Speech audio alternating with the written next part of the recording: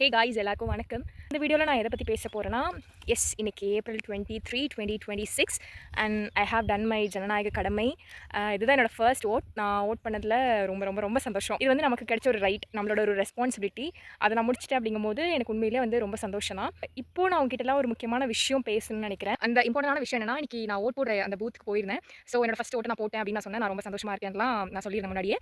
அதில் என்ன ஒரு மாதிரி சேடாக ஃபீல் பண்ண வச்ச ஒரு விஷயம் அப்படின்னு என்னென்னு பார்த்தீங்கன்னா, பீப்பிள் கிட்ட ஒரு அவேர்னஸே கிடையாது. ரொம்ப லெத்தாஜிக்கா இருக்காங்க. எப்படின்னா ஓட்டிங் அப்படிங்கிறது அவங்களுக்கு கிடைச்ச ஒரு ரைட் இல்லையா? அடுத்து 5 இயர்ஸ்க்கு நம்மள நல்லா பார்க்கக்கூடிய ஒரு லீடரை செலக்ட் பண்ண நமக்கு கிடைச்ச ஒரு உரிமை தான் அந்த ஓட்டிங் அப்படிங்கிறது. அது வந்து இவ்ளோ கேஷுவலா எடுத்துட்டு அவங்க கிட்ட அந்த ஓட் பண்றதுக்கான எல்லாமே இருந்தும் அவங்க ஓட் பண்ண போ மாட்டேங்கிறாங்க.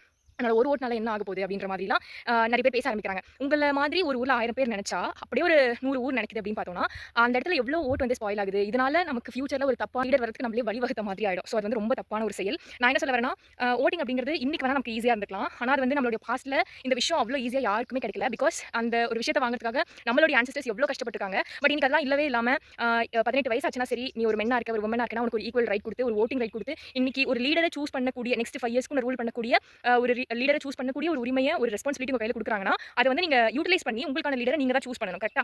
இன்னைக்கு நம்ம அத செய்ய தவறிட்டு, நாளைக்கு வந்து அந்த ஆட்சியவோ, இல்ல அவங்க செய்யற செயல்பாடையோ ப்ளேம் பண்றது அப்படிங்கிறது ரொம்ப தப்பான விஷயம். நம்ம முதல்ல நம்மளுடைய உரிமைய, நம்மளுடைய கடமைய கரெக்ட்டா செய்றோமா அப்படிங்கிறதுல நம்ம வந்து ஸ்ட்ராங்கா இருக்கணும். நம்மளே நம்மளுடைய உரிமைய, நம்மளுடைய கடமைய செய்ய தவறும்போது, அவங்க அப்படி பண்றாங்க, இவங்க அப்படி பண்றாங்கன்னு சொல்றதுல எந்த ஒரு லாஜிக்குமே கிடையாது. சோ நான் வோட் பண்ணிட்டு வந்துட்டேன். நீங்களும் வோட் பண்ணுங்க. நம்மளுடைய ஃபியூச்சர் நல்லா இருக்கணும்னா, இந்த ஒரு சின்ன விஷயத்த நம்ம எல்லாரும் சேர்ந்து செய்றது தப்பே கிடையாது.